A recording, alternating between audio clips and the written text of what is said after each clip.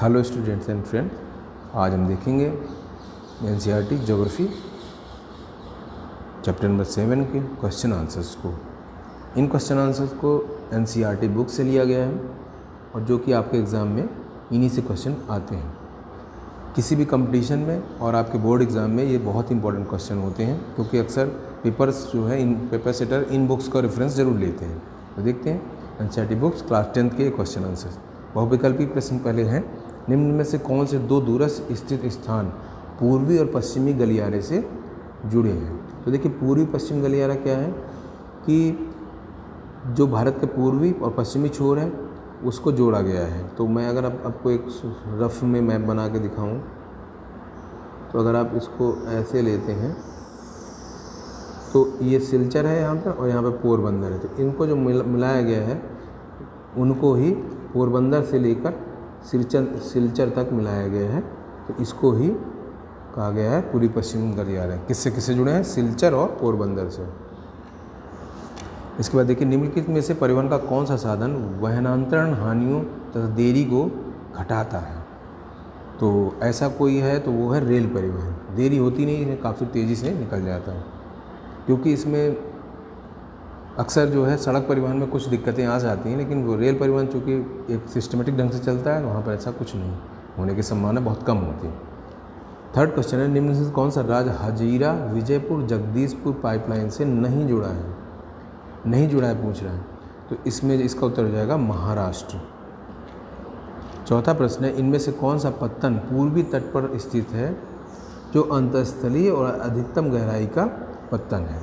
देखिए, पूर्वी तट कौन सा हो, तो भारत के अगर तटों को देखा जाए तो ये है, ये पश्चिमी तट है और ये पूर्वी तट है। तो इससे आपको क्लियरिटी हो जाएगी इसमें कौन सा गहराई पूर्ण सुरक्षित है। पूर्ण सुरक्षित पत्तन है विशाखापत्तनम, क्योंकि ये प्राकृतिक और अच्छे तरीके से बना हुआ है। निम्न में कौन सा परिवहन साधन भारत में प्रमुख साधन है? निम्न में से कौन सा परिवहन साधन भारत में प्रमुख साधन है?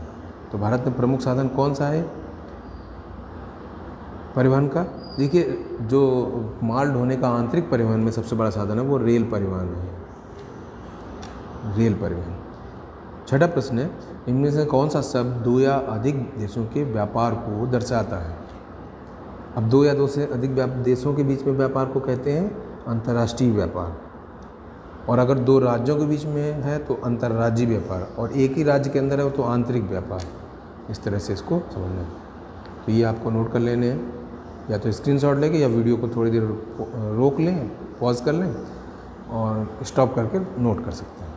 अब देखते हैं कुछ अति लघु प्रश्न। सड़क परिवहन के 3 गुण बताइए। उत्तर भारत विश्व के सर्वाधिक सड़क जाल वाले देशों में से एक है, इसका कारण बताइए। तो बता रहे हैं सड़क परिवहन के निम्नलिखित गुण हैं। सड़क परिवहन अन्य परिवहन साधनों के उपयोग में एक कड़ी के रूप में कार्य करता है। जैसे सड़कें रेलवे स्टेशन वायु व समुद्री पत्तनों को जोड़ती हैं। रोड क्या करती हैं? रेलवे स्टेशन वायु और समुद्री पत्तनों को जोड़ती हैं। देखिए, घर से किसी का रेलवे स्टेशन तो होता नहीं घर में, तो उसको रेलवे स्टेशन पहुंचने के लिए उसका सड़कों का उपयोग करना ही पड़ेगा, स्थल मार्ग का प्रयोग करना ही पड़ेगा। दूसरा, सड़कों की निर्माण लागत कम होती है, ये उबड़ खाबड़ भूभागों पर भी बनाई जा सकती है। तीसरा, ये घर घर सेवाएं उपलब्ध कराता है, सामान चढ़ाने व उतारने की लागत भी अपेक्षाकृत कम होती है। और दूसरा प्रश्न है, रेल परिवहन कहाँ तक अत्यधिक सुविधाजनक परिवहन साधन है तथा क्यों? तो उसका उत्तर है, भारत में रेल परिवहन वस्तुओं तथा यात्रियों के परिवहन का प्रमुख साधन है। रेल परिवहन अनेक कार्यों में सहायक है, जैसे व्यापार, भ्रमण, तीर्थ यात्राएँ तथा लंबी दूरी तक सामान का परिवहन आदि। भारत के उत्तरी मैदान में रेल परिवहन अत्यधिक सुविधाजनक परिवहन है, क्योंकि उत्तरी मैदान अपनी विस्तृत समतल भूमि, सघन जनसंख्या तत्व, संपन्न कृषि व प्रचुर संसाधनों के कारण रेल परिवहन के विकास व वृद्धि में सहायक रहा है। तीसरा है, सीमांत सड़कों का महत्व बताइए। तो इसका उत्तर है, जो सीमांत मीन्स है कि जो सीमा के किनारे किनारे जो समर सड़कें होती हैं उनकी बात करेंगे। ये किनारे किनारे अगर सड़कें कहीं पर हैं, भारत के सीमांत क्षेत्र में सड़क निर्माण के का कार्य और उसकी देख रेख कौन करता है? सीमा सड़क संगठन, बॉर्डर रोड ऑर्गेनाइजेशन, BRO। ये उत्तरी पूर्वी क्षेत्रों में सामरिक महत्व की सड़कों का निर्माण करना। नॉर्मल सड़कें नहीं बनाते हैं, ये सामरिक महत्व की जो सुरक्षा के लिए इम्पोर्टेंट है उनके बनाते हैं। इन सड़कों का महत्व इस प्रकार है। ये सड़कें सीमावर्ती क्षेत्रों में रहने वाले, विशेषकर चौकियों की रखवाली करने वाले सैनिकों की दिन प्रतिदिन की आवश्यकताओं को पूरा करने में बड़ी सहायक सिद्ध होती हैं। युद्ध के समय इन्हीं सड़कों से फौजियों को लड़ाई का सामान, खाद्य सामग्री तथा अन्य सहायता पहुंचाई जाती है। इन सड़कों से दुर्गम क्षेत्रों में आना जाना सरल हुआ है। ये सड़कें इन क्षेत्रों के आर्थिक विकास में भी सहायक हुई हैं।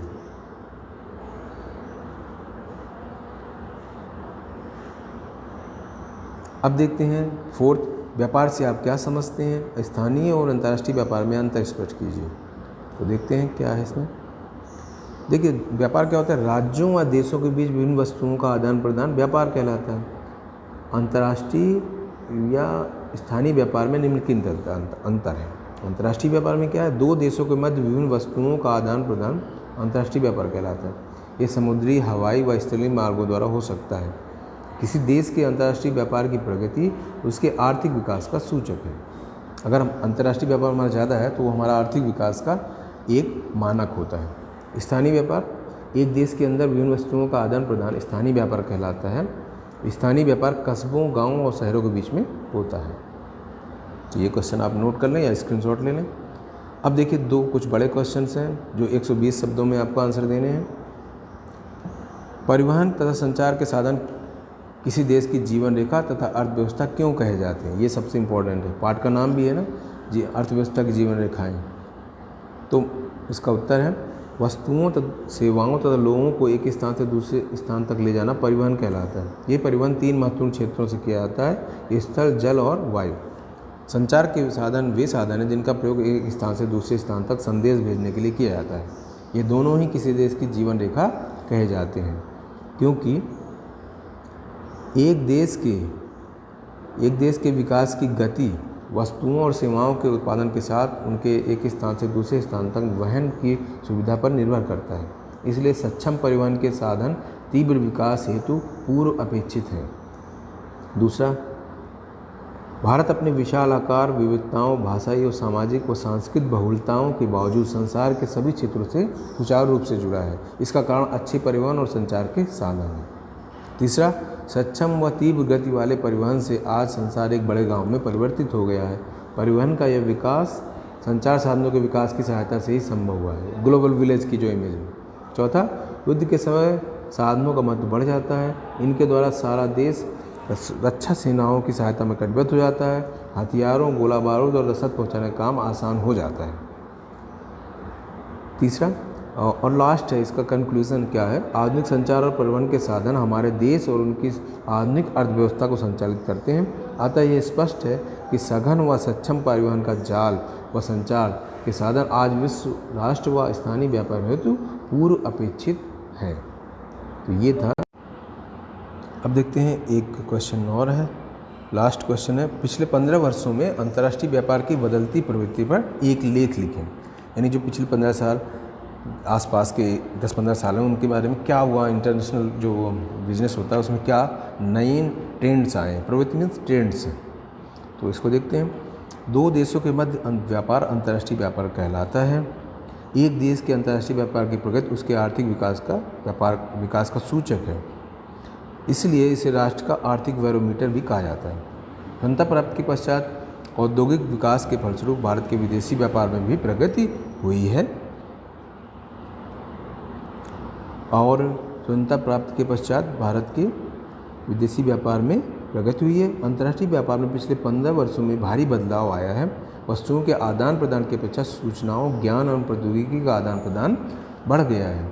अतः भारत अंतर्राष्ट्रीय स्तर पर एक सॉफ्टवेयर महाशक्ति के रूप में उभरा है और सूचना प्रौद्योगिकी यानी IT के क्षेत्र में के माध्यम से अत्यधिक विदेशी मुद्रा अर्जित कर रहा है। हमारे यहाँ इंजीनियर्स जो बहुत सारे कंप्यूटर इंजीनियर बनाए गए हैं वही सॉफ्टवेयर का काम करते हैं विदेशों में भी। विश्व के भौगोलिक प्रदेशों में सभी व्यापारिक खंडों के साथ भारत के व्यापारिक संबंध हैं। पिछले कुछ वर्षों में निर्यात होने वाली वस्तुएं हैं कृषि उत्पाद, खनिज वयस्क, रत्न जवाहरात, रसायन संबंधित उत्पाद, इंजीनियरिंग सामान और पेट्रोलियम उत्पाद, ये हम निर्यात करते हैं। भारत में आयातित वस्तुओं में पेट्रोलियम तथा पेट्रोलियम उत्पाद, बहुमूल्य रत्न, अकार्बनिक रसायन, कोयला, कोक, कोयले का मशीनरी इत्यादि। बाहरी वस्तुओं के आयात में 39.9% की वृद्धि हुई है, 39.09। हमें आयात की अपेक्षा निर्यात बढ़ाने की कोशिश करनी होगी, जिससे विश्व बाजार में भारत को सम्मानीय स्थान प्राप्त हो सके और उसको विश्व व्यापार उसके पक्ष में हो सके और आर्थिक प्रगति हो सके। तो इस चैप्टर में हमने समझा, आप इसका स्क्रीनशॉट ले सकते हैं।